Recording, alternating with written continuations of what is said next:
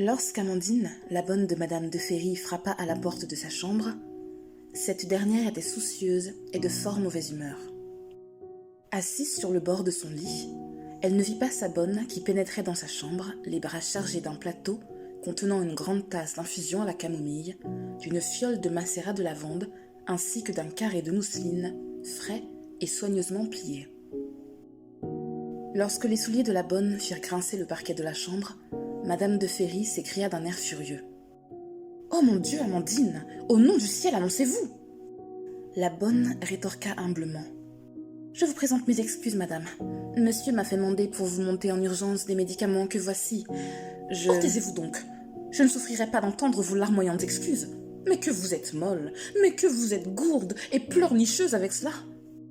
La coupa Madame de Ferry avec humeur. Amandine se tut et subit l'injuste diatribe de sa maîtresse sans chercher à se défendre comme à son habitude.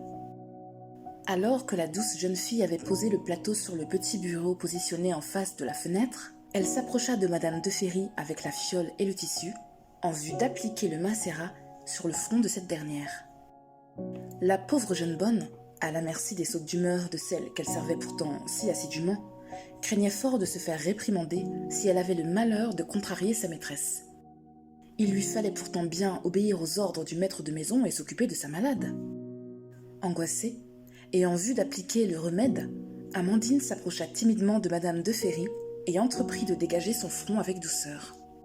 D'un doigt habile, elle releva avec soin et délicatesse les quelques mèches désordonnées qui s'étaient échappées des deux élégantes tresses et frisaient sur le haut du front de sa maîtresse. Clac!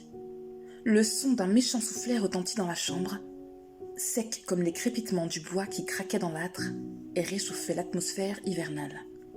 Madame de Ferry garda le bras levé et la main tendue, elle-même surprise de sa propre violence et regardant la pauvre Amandine, qui, l'air profondément choquée, sentait sa joue la brûler. La fiole de verre s'était écrasée à terre et les morceaux brisés étaient réduits à l'état de verre pilé comme du sucre fin. Une forte odeur de lavande se répandait dans la chambre, donnant à l'atmosphère des relents étouffants qui auraient presque provoqué des nausées. Les deux femmes se tenaient face à face, au milieu du désordre. La première, debout, tenant à la main un tissu blanc, et la seconde, assise sur son lit et le bras levé en un geste coupable. Toutes deux étaient étonnées de ce geste qui n'avait là ni justification, ni légitimité.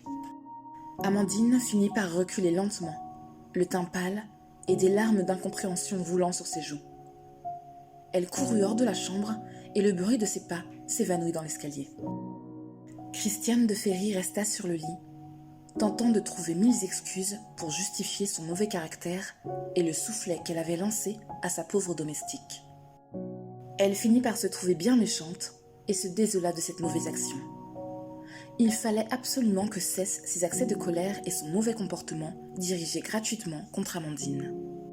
Cette petite travaillait bien, il fallait le reconnaître. Elle ne s'adonnait pas aux messes basses et ne dévoilait pas les secrets des maisons, comme avait l'habitude de le faire le commun des bonnes et femmes de chambre. Alors que madame réfléchissait aux fâcheux événements qui obscurcissaient son bonheur, elle décida de se préparer elle-même et de s'habiller pour le dîner. Il ne s'agissait pas d'arriver en retard. Monsieur de Ferry serait déçu et elle ne supporterait pas de devoir affronter un autre conflit avec son époux ce soir. Ouvrant sa large armoire, Madame de Ferry choisit une robe du soir rayée, de couleur rose pâle et ivoire.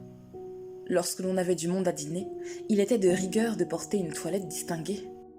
En gros de tours et de motifs rayés, la robe était légèrement nacrée.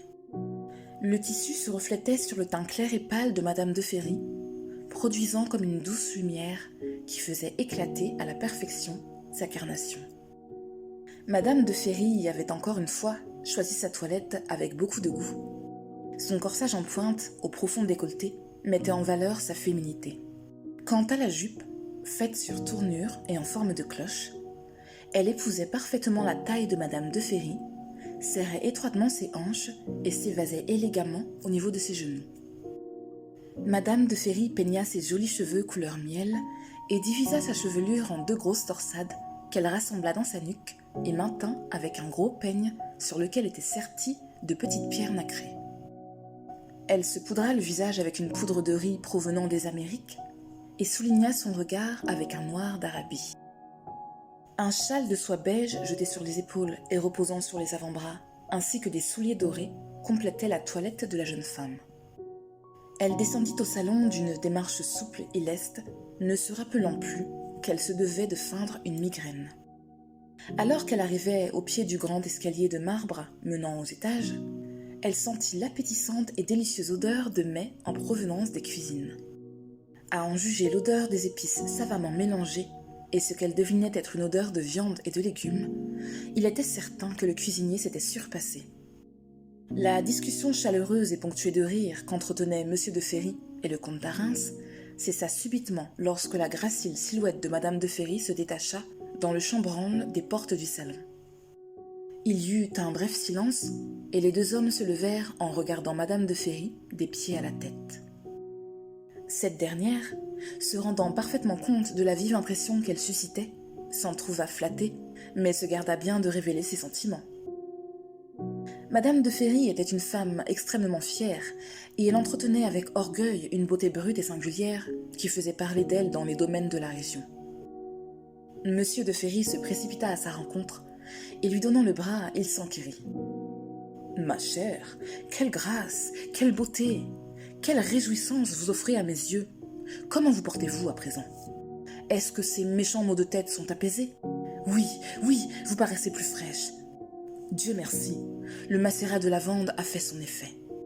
Pourquoi votre bonne n'est-elle pas venue le rapporter? » Madame de Ferry, se rengorgeant et savourant les compliments de son mari avec une véritable jouissance, répondit. « Assez, assez, vous me flattez, mon cher ami. Je vous remercie.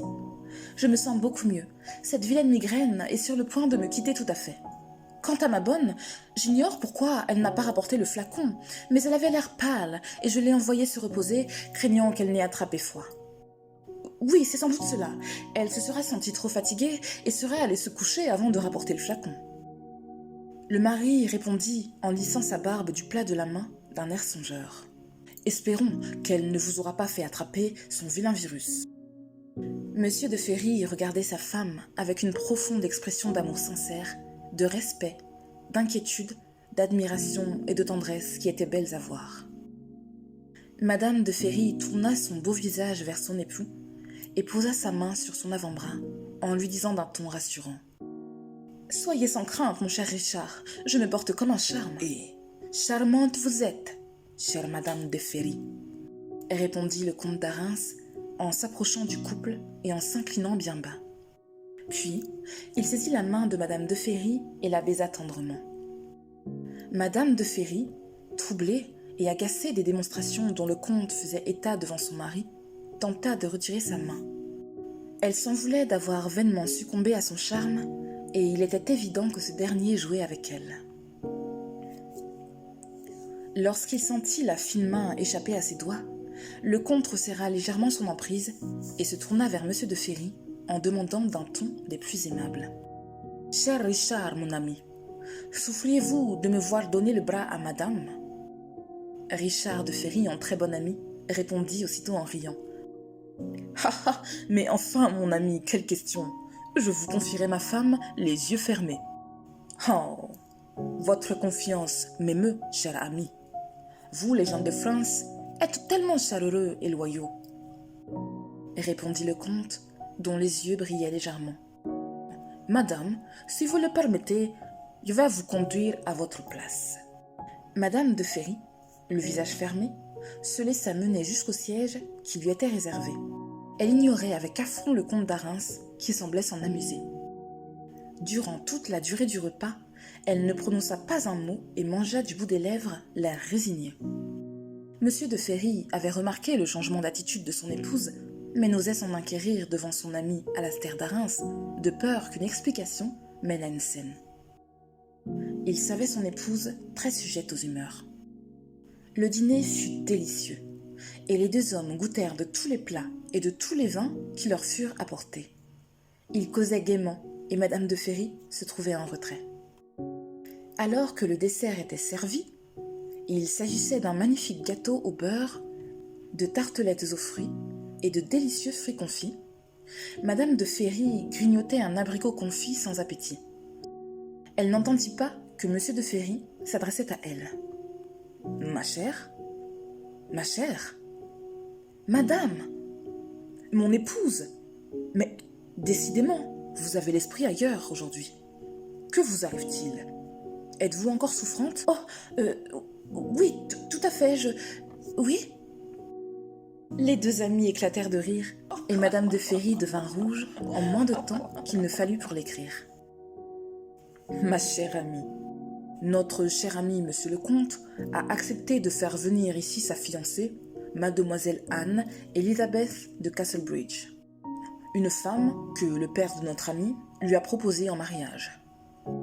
Une femme d'esprit, dont la compagnie est recherchée et dont la beauté est, dit-on, remarquable.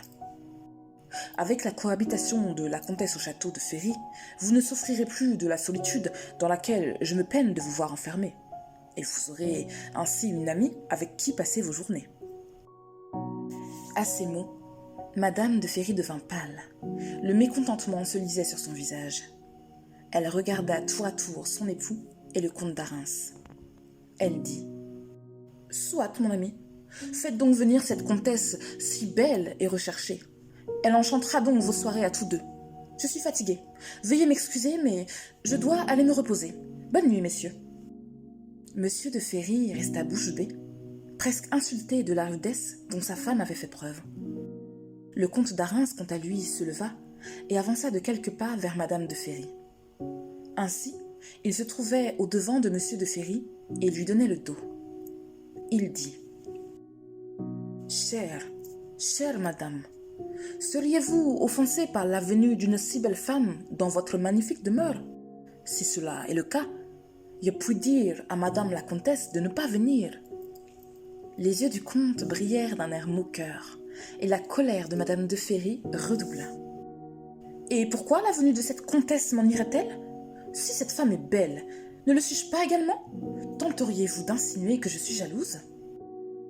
Le comte d'Arins contint un large sourire, mais ses yeux montrèrent une grande satisfaction. Il répondit d'un air faussement humble : « Mais non, pas du tout, ma chère amie. Jamais je ne me permettrai de si vilaines allusions à votre rencontre, et jamais je ne soupçonnerai que vous, une femme si délicate et fine d'esprit, soit conduite par la jalousie. J'ai la plus haute estime de vous. » Madame de Ferry se retourna et quitta le salon d'une démarche lourde et pressée. À quoi jouait donc cet Alastair d'Arins ? Souhaitait-il la forcer à s'avouer qu'il ne la laissait pas indifférente ? Et dans quel but faire venir sa fiancée ? Le domaine de Ferry était-il un repère de filles de joie ? Non, vraiment, depuis l'arrivée de ce comte, plus rien n'allait.